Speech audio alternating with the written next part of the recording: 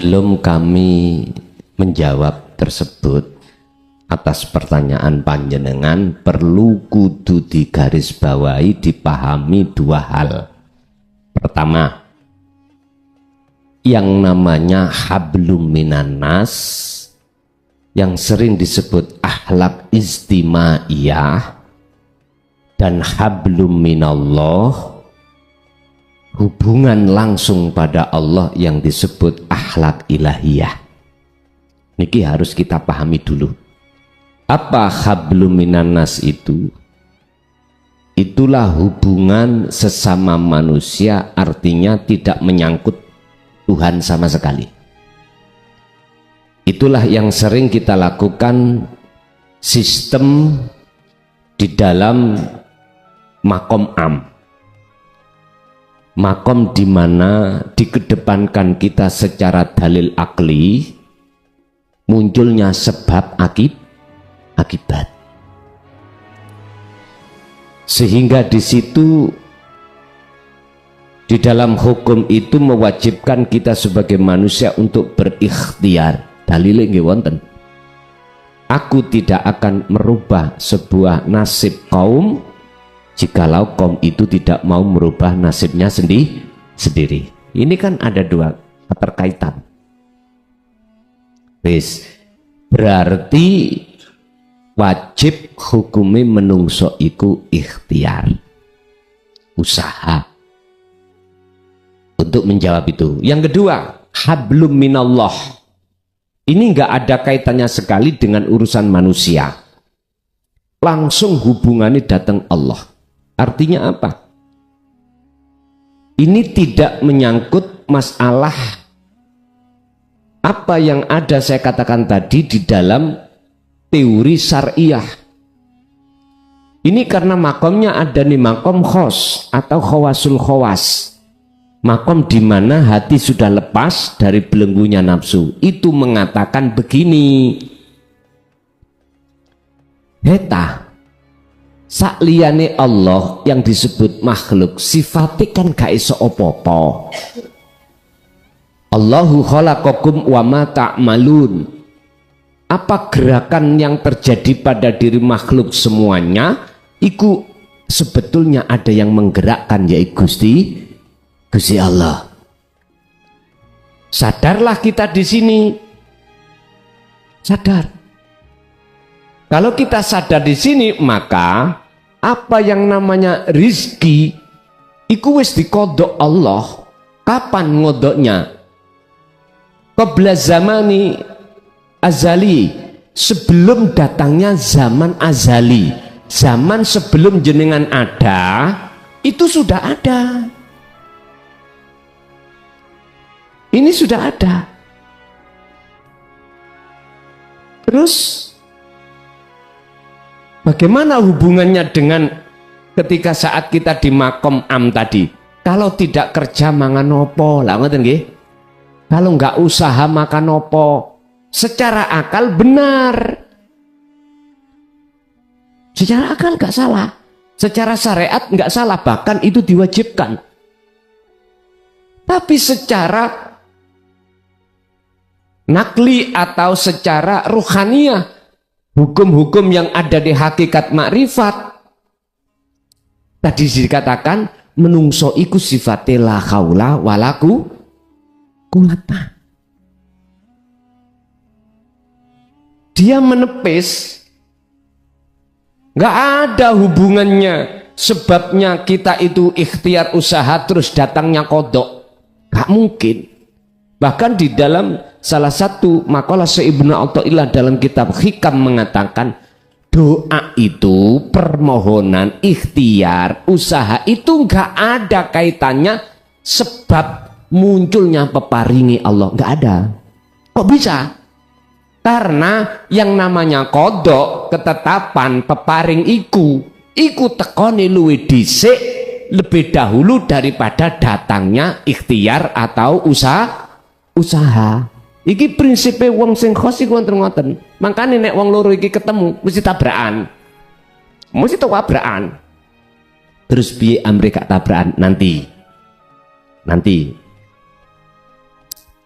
Laksana gini Pak, apa mungkin ono bapak iku sebab tekoni anak?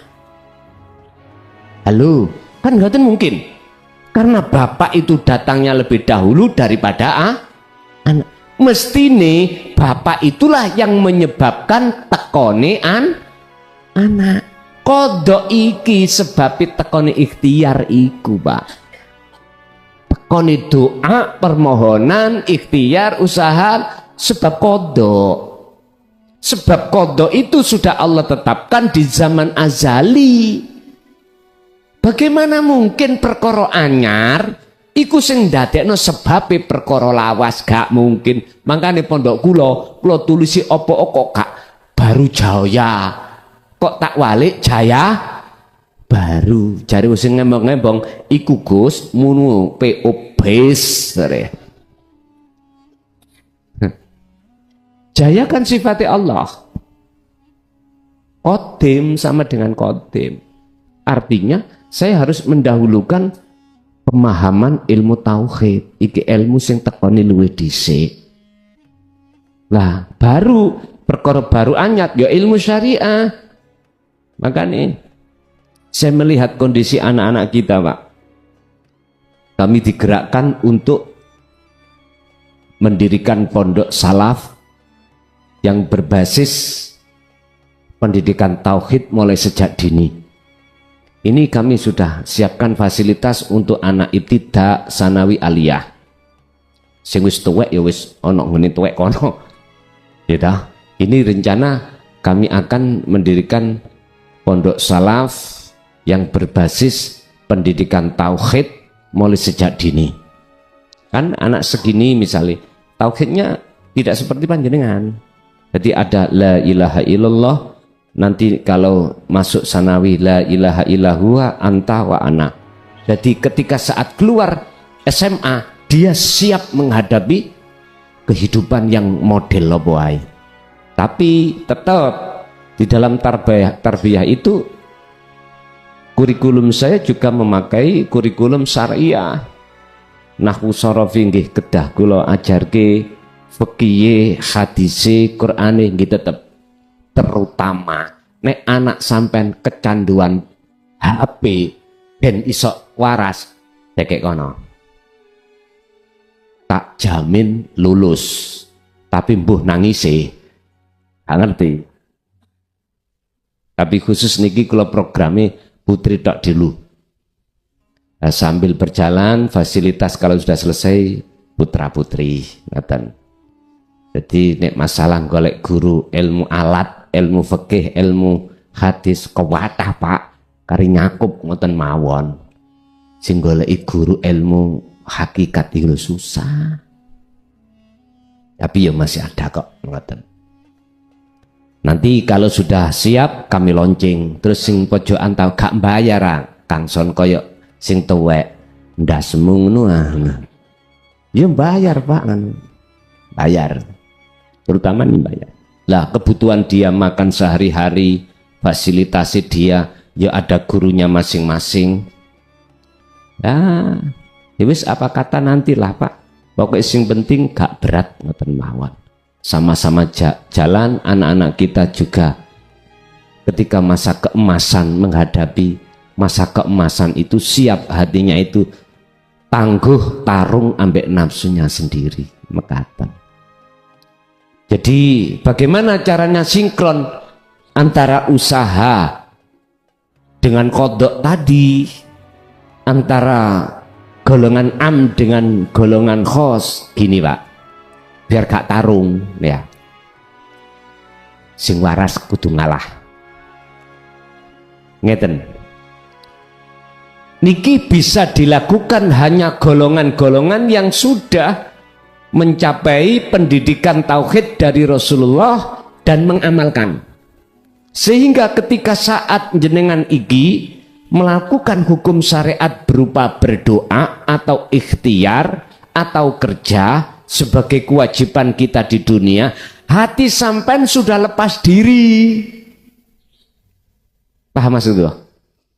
Ketika jenengan menjalankan apa yang ada di hukum syariah, dalam hati sampean pengakuan diri sebagai makhluk iku lepas.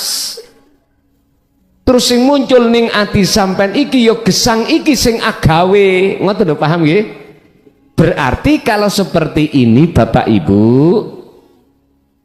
sudah tidak dikatakan ikhtiar atau berdoa usaha itu sebagai sebab datangnya kodok. Enggak, justru nyatane kodok sing tertulis di Lauhil Mahfudz dinyatakno cara dohir rupa ikhtiar kalih usaha.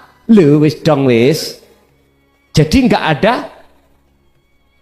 ada perbedaan sudah. Sama dengan ngeten. Iki HP, Pak. HP. Ning jero HP niki wonten memori. Lah memori niku ana simpen memori ku Lauhil Mahfudz zaman azali. Wonten data wong wedok utawa tulisan apa ngoten ya. Lah ketika belum didohirno lah gak ketok mboten ketinggal. Kalau sistemnya sudah kita tombol tes tak bukae garwa kula dhewe mawon. Lu berarti betul ku ono gambar wong wedok liya kathah. Biasa. Muncul teng mriki, Pak. Tes. Duh. Gitu. Mau nih mboten muncul. Ketika mboten muncul iku berarti tulisan kodok di Lauhil Mahfudz di zaman azali. Terus ketika muncul ngeten iki wis gak ono bedane. Paham maksudnya? Jenengan kepingin ngertos kun fayakun, yo ngeten iki maksudnya. Selisih sak rambut pun mboten saged. Dadi kun fayakune Allah itu antara kodok kudrat iradah iku mboten selisih. Kekarepan apa ning ati sampean itu mesti cocok ambek nyatane kekarepan. Contoh, jenengan wau sebelum berangkat ngaji di sini di rumah itu ada kodok yang berupa kehendak. Oh iya, iki cuma lagi wayahe ngaji rutinan di Gresik, di beton. Akhirnya hati sampean ana kepinginan. Ya kepinginan itu kodok, suatu ketetapan yang sudah Allah tulis. Lah nyatane tok kodok disebut takdir. Ya iki. Akhirnya mboten nanten usaha. Nama usaha ikhtiar nggak ada. Berarti nyatane hakikat itu adalah makrifat. Sekarang kalau sudah sampai di sini maka antara kodok dengan qadar sudah nggak ada bedanya. Lalu diem akhirnya tinggal menikmati. Kun dadiyo siro iku berarti kata perintah. Berarti si ono jero. Gambar yang tersimpan di dalam memori. Lah ketika yang diperintahkan tadi untuk wujud fayakun namanya, maka nyatane gambar sing kula buka niki wau. Oh iya. Sampai nek ndelok ning memori ya ketok memorine tok. Endi sih gambare mboten muncul. Wong namanya kodok, ya toh? Ya dereng lah Pak. Lah nyatane kodok disebut takdir, nyatane karep diwujudi karep ya takdir iki, qadar niki. Lah qadar itu kebanyakan diterjemahkan oleh golongan kita waktu ada di syariat sebagai sebab. Artinya apa? Doa, ikhtiar, usaha nyebabno Allah peparing. Lah ngoten nggih? Mangkane ana dalile kan ud'uni astajib lakum. Tapi kita tidak mau sedikit aja kritik atine tentang ayat ini.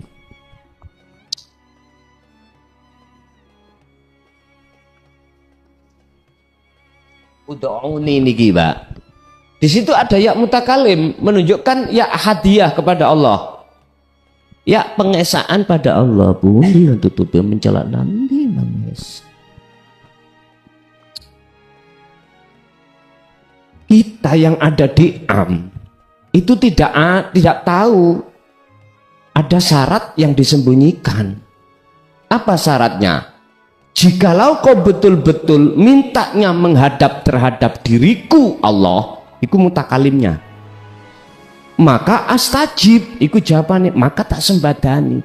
Kebanyakan kita ati iku arep-arep barangi sing teko, lha ngoten nggih, bukan sing duwe barang. Kebanyakan kita gitu. Ya mboten saged kita metuki nang terhadap yang punya. Karena ketutup ambek perkara barangi mangopen. Itulah namanya hati yang terhijabi, Pak. Mboten saged. Mestinya orang minta itu wajib ketemu yang memiliki dulu. Pak D minta peleme nggih, mestine gitu. Gak langsung ogrok-ogrok wite ngambil. Liru, Pak. Nek iku jenenge maling. Njaluk sak glangsing digonang pasar pisan. Njaluk iku situk loro, ge tombo kudu arep. Njaluk enggo glangsing baku pisan. Ayo. Bapak Ibu, inilah yang sering tidak kita sadari. Berdoa tapi hati kita jauh dari Allah sebagai sang pemilik. Bapak Ibu hadirin, iso sinkron. Walaupun secara lahiriah jenengan iki disebut golongan orang ikhtiar usaha kerja dan sebagainya, tapi hati sampean harus mengosongkan pengakuan diri kita yang bisa melakukan. Ingat, semuanya itu sumbernya saking urip Allah Subhanahu wa ta'ala. Lanjut. Assalamualaikum warahmatullahi wabarakatuh. Kalau jamaah saking Cermigus badhe tanggep. Kita semua yang punya keinginan atau terobsesi untuk bertemu dengan Allah, itu adalah suatu perkara yang baik. Di dalam ajaran tauhid pun dijelaskan, awwalu wajibin alal insani ma'rifatullahi bistiqoni. Kewajiban awal yang diwajibkan atas diri manusia adalah mengenal Tuhannya atau Allah dan secara yakin. Walaupun Allah telah menjamin di dalam surat Al-Isra ayat 72, namun perkara ini bukanlah perkara yang mudah. Pertanyaannya, apa ciri-ciri orang yang telah berhasil bertemu dengan Allah itu? Terus yang kedua, dilihat dari sudut pandang perilaku sehari-hari. Dan yang kedua, apa manfaat yang bisa kita rasakan di dunia ini atau sampai di akhirat nanti kalau kita berhasil bertemu dengan Allah. Selanjutnya, tujuan kita beragama atau Allah menurunkan agama ke dunia ini adalah agar kita memiliki akhlak yang baik sesuai dengan hadis Nabi, innamal bu'istu liutamima makarimal akhlak. Lalu apa yang diprioritaskan lebih dulu, Gus? Kita menyibukkan diri untuk bertemu dengan Allah walaupun akhlak kita masih tergolong kurang baik, atau kita melanggengkan perilaku atau berakhlak yang baik untuk perkara bertemu dengan Allah itu ikut air mengalir, ikut ridhonya Allah. Terus selanjutnya, di dalam sebuah kitab saya menemukan keterangan yang berbunyi demikian. Man aksana man asa'ahu. Wong ngapi iku wong sing iso ngapii wong elek.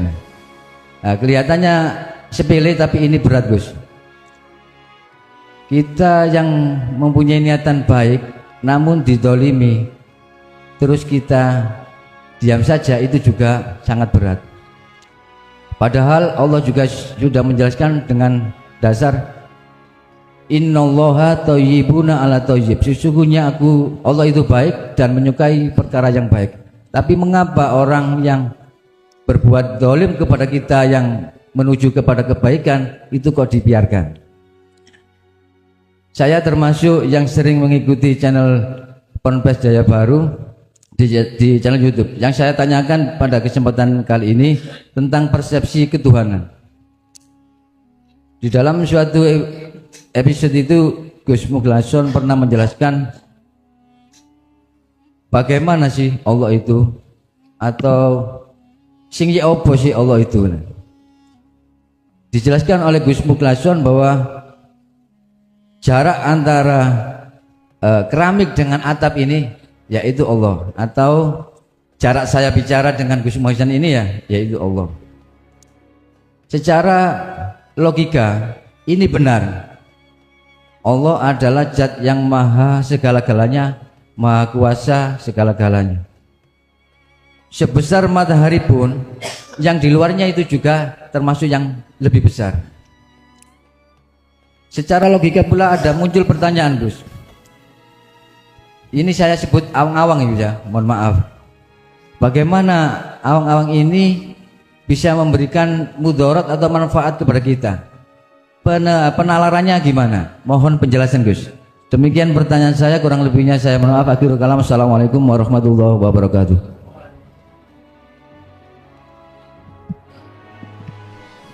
1, 2, 3, 4, 5, 6, 7 borongan. Berapa po? Boleh kita bertanya terkait apapun yang ada kaitannya dengan Baqaul Asrar, sepanjang kita nggak hanya mendapatkan nur tauhid aja, kita harus betul-betul mau menjalankan. Sebab sepandai apapun kita tentang ilmu tauhid, sepaham gudangan apapun, tapi kalau hati tidak mau praktek, itu namanya percuma lan tak berguna. Jari DPR ngomong ini, itu omon lagi viral bahasa omon-omon ini. Rasulullah juga menegaskan al ilmu bila amalin kasajarin bila samarin. Laksana seperti pohon yang tidak berbuah. Itu cara ilmu nggak iso manfaat. Makanya yang kami takutkan itu di situ. Sebab ada Pak Makola yang mengatakan, bahkan di dalam hikam, gak boleh jawab pertanyaan dari orang lain yang bersifatkan rahasianya Allah. Tapi tak terak. Karena saya tidak memakai tafsir yang dimaksud di situ. Tafsir kula niku sederhana. Lah iya. Wong asale gak ngerti, wong asale ngerti iku ya disebut gak ngerti. Terus iso ngerti ono prosesi taklim dulu, pembelajaran. Berarti nek pembelajaran ada yang menerangkan, ada sesuatu yang diterangkan, ada yang mendengar. Dengan sistem seperti inilah yang kami jadikan sebagai, mohon maaf, prinsip saya sampai detik ini. Mengapa saya berani membuka tentang Baqaul Asrar di tengah-tengah umum, tidak secara khusus aja, yaitu. Tapi resikone ya sampeyan dhewe. Sampeyan durung ngerti nang WA kula. Nomor kula sing kula masukkan di deskripsi channel YouTube. Ayo, sing gak seneng kula diceluk babi, Pak. Celuk anjing lah. Kula mek ngeten tok. Sik luwung anjing ngerti tuane. Lah ngono to? Kula ngoten tok mawon. Yang kedua, maklum memang durung paham mesti ngoten. Pun berkenaan dengan beberapa pertanyaan. Pertanyaan pertama tentang masalah ciri daripada orang yang sudah kenal Tuhannya bagaimana. Man arafa nafsah faqad arafa rabbah. Kita nggak bicara syarat apa yang bisa untuk kenal Allah, ndak. Kita bicara ciri. Pertama adalah dia harus sudah mengenal dirinya. Duh, itu ya apa? Bukan diri fisik niki. Bukan. Kalau diri fisik ini kita makhluk. Maksudnya diri nafsihi itu siapa? Keakuan diri loh Pak. Keakuan diri. Yang hidup dalam diri jenengan ini. Makanya mengapa fakot ngarofa robah? Kalau kau sudah kenal dirimu, maka kau betul-betul akan kenal Tuhanmu. Jadi dua makalah ini saling berkaitan. Ternyata yang dimaksud diri di situ adalah hidup dalam diri. Artinya, nek dipilah-pilah diri makhluk, iku gak ono, gak ada yang ono diri Allah. Jelas nggih? Ini tanda pertama. Kalau kita tanya tanda-tanda yang di luar bagaimana? Karakter Pak. Kita akan berbicara tentang sifat.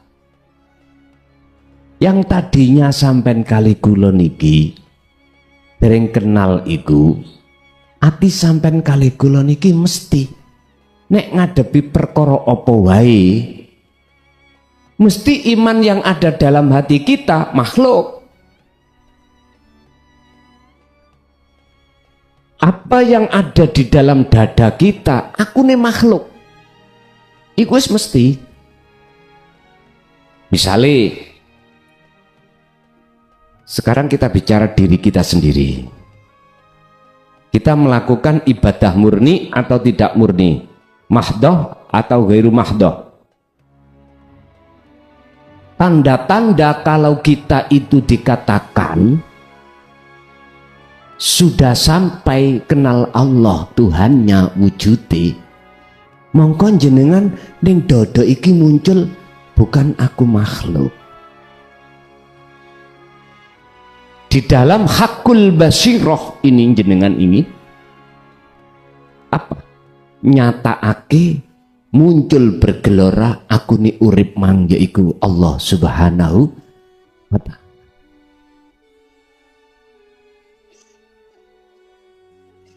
Sehingga dengan begitu tatkala ketika saat teman dekat kita, tetangga kita punya dapat rezeki, ati iku syukur, boten hasud.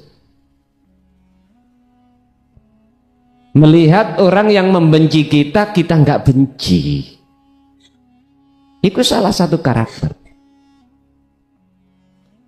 Dan semuanya itu ya wonten tingkatan-tingkatan tersendiri Pak. Makanya di dalam masalah orang yang sudah kenal Allah kan ada 3. Fana, kamil, bako.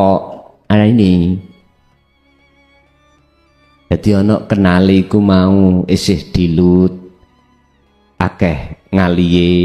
Ono sing kenal iku selalu apa? Dia iku akeh ketemune. Gak ketemu nih gur sedikit, ono sing ada yang ketemu terus, gak tahu pisah, yuk ada. Niki mas, tingkatannya dewi-dewi. Yang paling mendasar bisa kita lihat dari beberapa sifat. Secara dohir, dia ya penyabar, gampang ridho, gampang ikhlas. Sekalipun perkara yang dihadapi mang perkara tidak enak. Niki kalau kita ingin tahu ciri dari luar, kalau ciri dari dalam mudah sekali. Hanya satu sing kudu sampean tilii. Dalam hati sampean ing jero dodo iki mang muncul aku Allah apa aku makhluk. Hanya itu. Bon, satu. Nomor dua, masalah manfaat. Manfaat apakah yang bisa kita terima ketika saat mohon maaf binu tauhid itu kita terima? Sekarang jenengan yang bisa membedakan bagaimana keadaan hati jenengan sebelum kita itu dikenalkan Allah tentang ajaran ini, dan setelahnya terus kita melakukan hati ini dengan berzikir bagaimana? Sing jelas mesti ono perbedaan.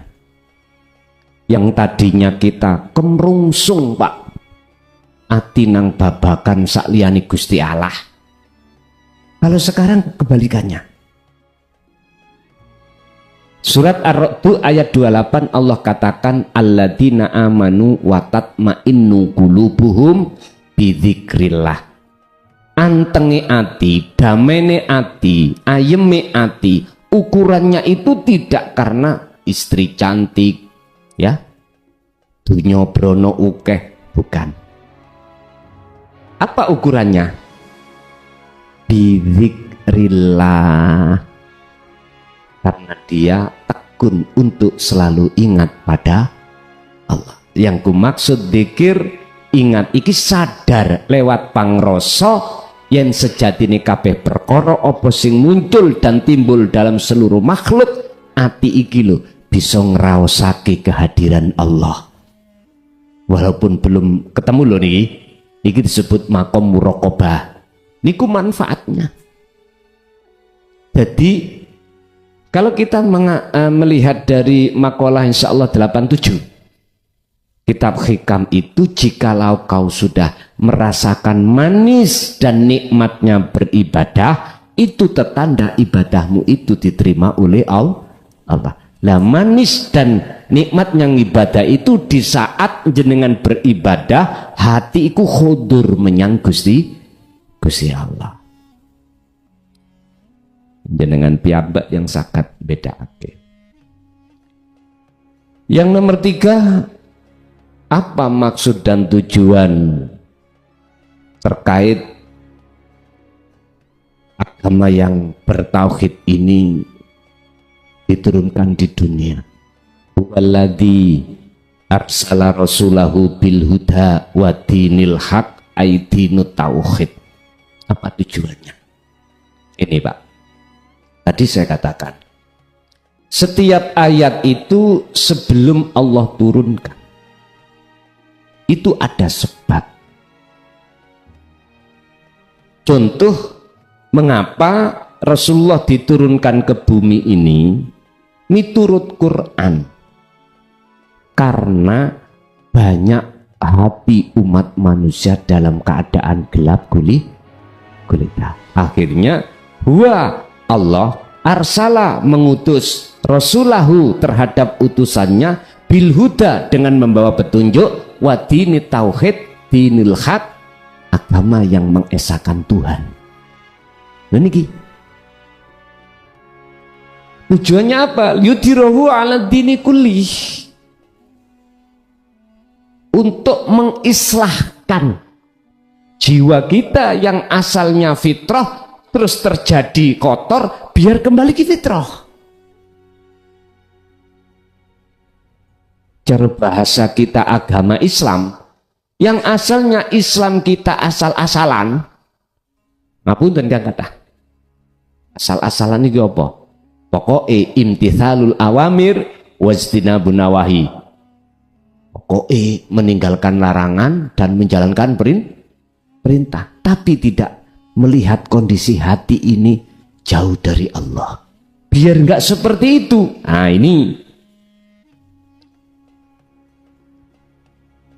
ini maksud tujuannya. Oleh karena keadaan hati kita terbelenggu oleh nafsu dan kita perbuatan hati selalu menyekutukan Allah, biar nggak seperti itu diturunkanlah utusannya. Dalam hadis dikatakan innama bu'ithtu liutamimma makarimal hati akhlak loro nyempurnaake akhlak. Berarti nek bahasane nyempurnaake akhlak manusia pada saat itu belum sempurna. Akhlaknya masih di dalam akhlak syariah, hakikiyah belum, masih istimaiyah, ilahiyah belum. Buktinya kita sholat ilahiyah nggak ada, bukti ini ilahiyah nggak ada, hati kita belakrak tutup dindi. Allah kasihlah akhlak ilahiyah. Berarti dinut tauhid wajib kita pelajari.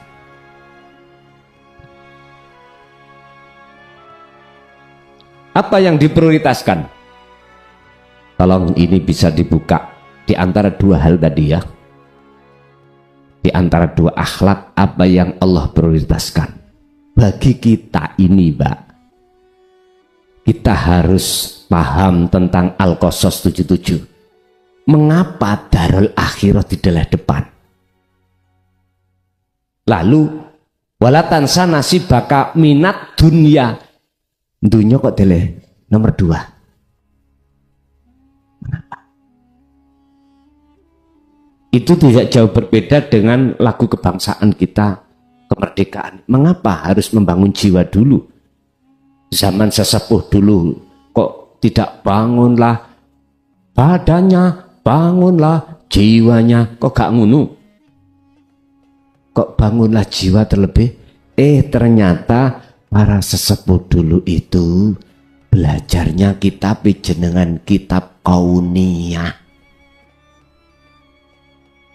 Kitab sing sadurunge pulo Jawa wono iku sudah wonten. Bahkan sebelum datangnya alam ini kitab iku wonten. Wong Jawa di omongi kauniyah mboten saged angel. Akhirnya diomongno kitab kuno. Akhirnya terkenal Hono Coroko. Ngono iso ngono. Cara sakniki niku sing viral yaitu kitab ajaran ilmu sejati sangkan paraning dumadi benderane wakeh. Ana sing sabda Dharma apa terus lah kepercayaan di situ juga bendera-bendera.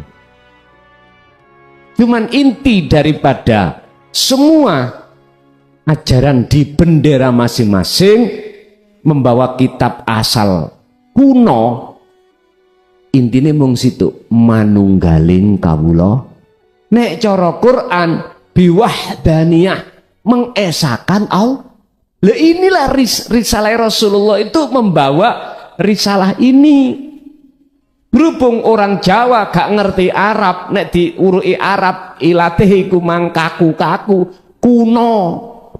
Ngoten. Alam niki, Pak, kaunia. Lho, nguniku apa saya? Sik tah.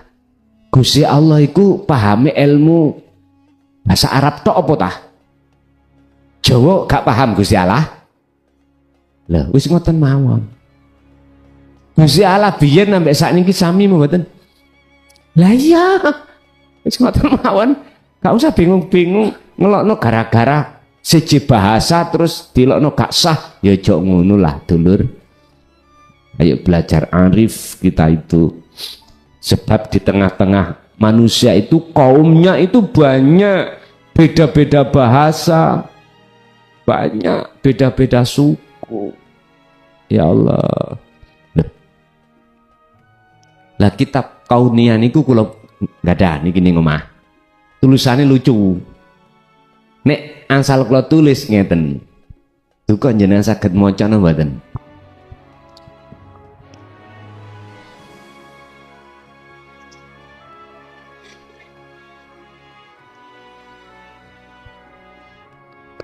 Iku jare yoga kula bi iku cacing jare ngono.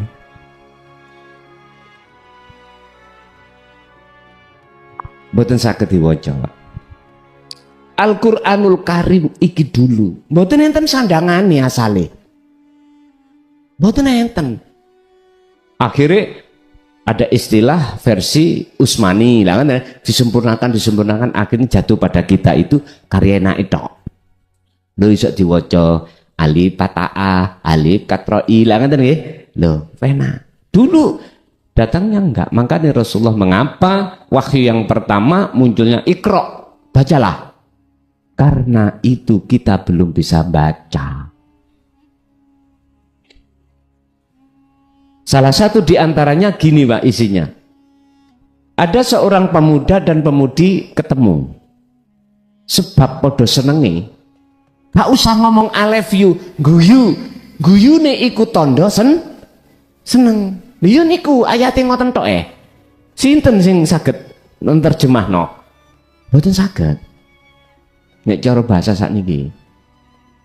Makanya yes, mohon maaf apapun resikonya nanti akan kami tanggung. Dipaksakan saya untuk menulis kauniyah ini dengan bahasa yang sekarang.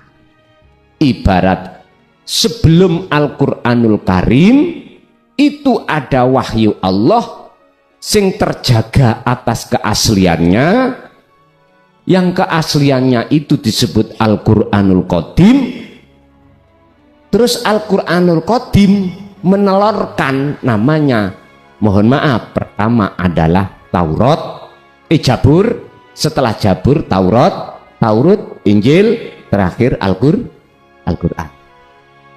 Mengapa kalau itu asli sempurna dari Allah kok ganta-ganti?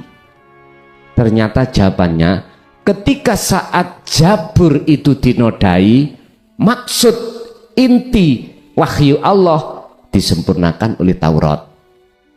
Taurat sebetulnya sudah sempurna, oleh karena banyak yang mengubah tangan yang tidak tanggung jawab, munculnya Injil. Oleh karena itu sebab memang banyak yang bermaksud untuk mengalihkan makna, maksudnya adalah akhirnya muncullah disempurnakan Al-Qur'an. Pertanyaannya, apakah Al-Qur'an juga ada tangan-tangan yang enggak tanggung jawab untuk mengalihkan daripada tujuan? Tak jawab ya. Contoh di awal surat ayat pertama, Bismillahirrahmanirrahim. Mengapa kita diperintahkan untuk maju ke nama? Kok tidak menghadap yang memiliki nama? Ar-Rahman, Ar-Rahim. Mengapa kita itu diperintahkan untuk menghadap kepada sifat, tidak kepada mausufnya yang disifati? Otomatis kita akan hanya mendapatkan maisatu dunia, kebutuhan dunia tok. Akhirat tidak kita dapatkan.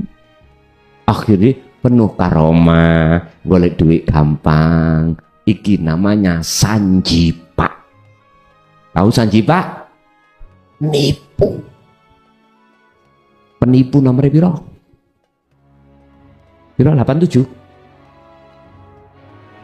Penipu. Contoh saya dikatakan menipu Allah.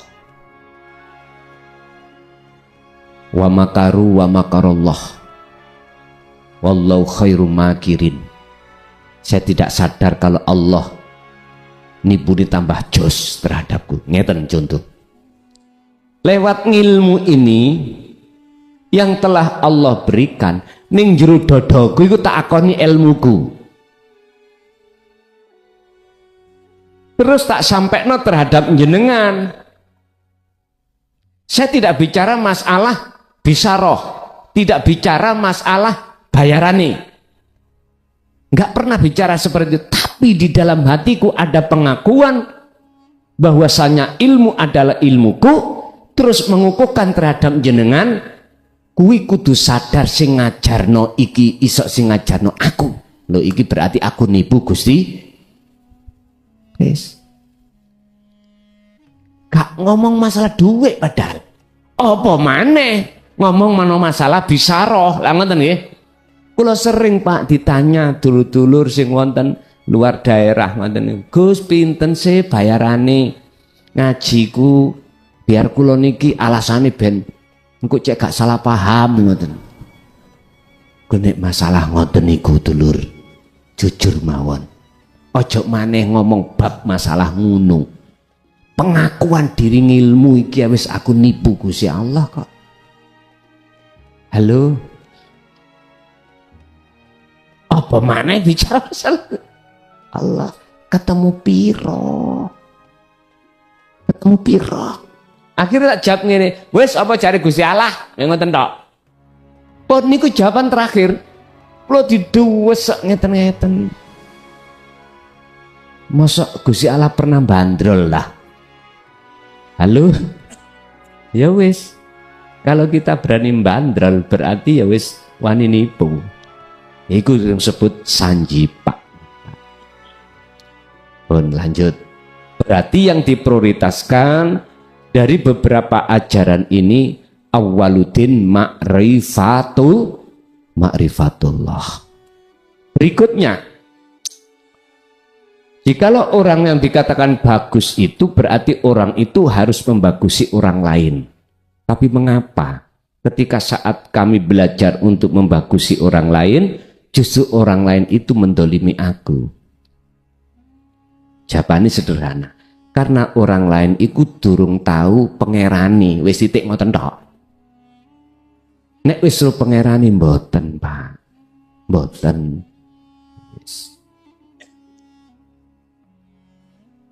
Tentang masalah persepsi ketuhanan. Mengapa saya memakai surat Al-Baqarah ayat 115?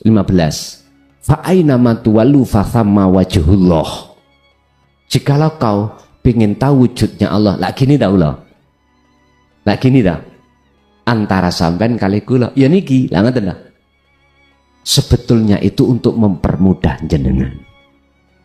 Padahal itu pesene Romo. Nek wani akmu ngomong ngono umurmu dilongi. Rasane atiku nek biyen wedi. Rasane atiku ya ketepaan. Bebas ndukin dunya kan wis penak. Lah ngoten ta? Wis gak gembul menungsa, lah ngoten ta? Laksana seperti burung yang tadinya ada di sangkar terus keluar dari sangkar, bebas mboten? Bebas. Wis ra mikir anak, ra mikir bojo, ya. Ra mikir penggawean. Antang bisa.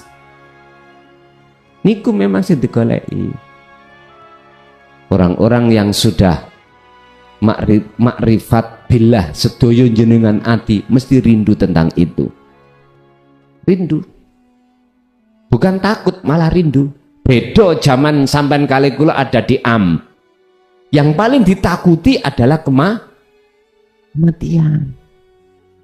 Sebab apa? Eling-eling bojone si ayu.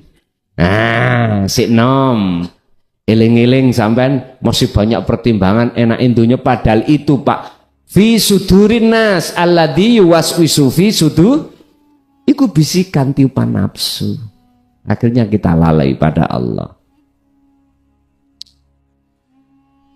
Lanjut. Apa manfaat dan mudaratnya terkait masalah seseorang ini? Mohon maaf, saya sendiri aja lah. Apa manfaatnya kami menyampaikan tentang teori sangkan paraning dumati atau teori innalillahi wa inna ilaihi yang tujuannya adalah ma'rifatullah. Apa maksud dan tujuan? Manfaatnya saya apa? Nggih ngapunten Kang Kata. Tak kembalikan pada diri saya aja. Bijak dari satu ayat yang Allah katakan wama arsalnaka illa mubasysyiran wa nadhiran. Wa qala aidan illa rahmatan lil alamin. Ayat yang pertama, Muhammad kuwi diutus tak utus nang dunya iku hanyalah illa mubasysyiran, memberikan peringatan, memberikan kabar baik. Mubasyiran ini peringatan, kabar baik. Sinten berarti siapa yang dikabar baiknya? Orang yang beriman. wanadhiron sebagai peringatan. Lah peringatan ini larinya mukhatabnya kemana? Orang yang tidak percaya. Makanya bagi jenengan yang sudah tahunan mencari kefahaman piye sing ilmu iki kok tembung isyarah ketika Allah menjelaskan tentang dengan mudah gamblang kok gak biyen lah ngoten ta ati sampean mesti lho ya iki sing tak golek walaupun ning YouTube akhirnya ketemu akhirnya ning ati kok gak biyen ya. Jadi Muhammad itu tidak ada maksud dan tujuan untuk memaksakan kehendak supaya umat mengikuti ajaran ini. Enggak. Boten, Pak. Umat itu punya hak masing-masing. Boleh menolak, boleh menerima. Makanya ayatnya mubasyirau wa nadhiron. Bisa menerima dan menolak. Yang menerima berarti kabar baik, yang menolak berarti peringatan. Mat awakmu iku gur kuwi tok. Enggak boleh nyalahno Kanjeng Nabi Muhammad itu terhadap mereka yang menolak, enggak boleh. Sehingga sampai detik ini kami bisa bertahan untuk menyampaikan, belajar untuk bisa menerima keadaan itu. Ingat Pak, saya katakan kami ini bukan untuk wong Islam tok loh ya. Saya untuk umat. Saya Buddha sudah, Hindu sudah mengundang saya. Sudah. Jadi suatu saat jikalau saya ini berdakwah di gereja, empun bingung sampean. Bisa jadi saya ini masuk di dalam kafe-kafe, wah, sing mangku, ini loh ya, sampean pun bingung sampean, karena ingat saya bukan hanya untuk panjenengan. Nah itu ayatnya mubasyirau wa nadhiron, untuk semuanya. Walaupun itu sampean anggap musuh sampean, jangan pernah untuk membatasi diri saya. Artinya aku nggak boleh nanggone umat Nasrani, Hindu, Buddha, nggak, jangan. Karena Allah sudah menetapkan saya itu cuma disuruh menyampaikan saja, tapi tidak boleh memaksa untuk mengikuti, paham nggih? Nah, dari sisi sinilah pahit dan getirnya selama 25 tahun ini bisa kami timang-timang. Nggih nyuwun sewu ya. Tapi tidak, bukannya aku curhat mboten. Nyonyor ambek enggak akeh nyonyore. Tapi kami tidak di situ, Pak. Tugas saya pun hanyalah menyampaikan saja. Enggak ada paksaan dan tidak menyalahkan bagi yang menolak bahkan menghujat. Itu hak panjenengan. Sisi manfaatnya bisa diterima oleh golongan mubasyiron. Jenengan piyambak ning ati. Sampean timang-timang lah. Waktu zamane sampean belum paham tentang taklimat Rasulillah fi ilmi tauhid, kali sesudahnya sampean piyambak sing saged bisa meraosake ning ati manis dan nikmatnya ketika jenengan beribadah, ketika jenengan iki mangetrapno dzikir sirul asrar, jenengan piyambak sing saged mas. Mungkin ibu ada bu, kati ibu, barangkali ibu ada, nggak ada, bapak cukup. Keborong niku wawah. Nggih, pun ngaten mawon. Monggo kita tutup dengan suratul Fatihah, di mana apa yang sudah Allah berikan pada kesempatan malam hari ini estu menambahkan nilai mutu ubudiyah kita terhadap Allah dan menjadikan anak putu kita nanti dijadikan Allah sebagai pengikut baginda Rasulullah kang setia. Lahumul Fatihah.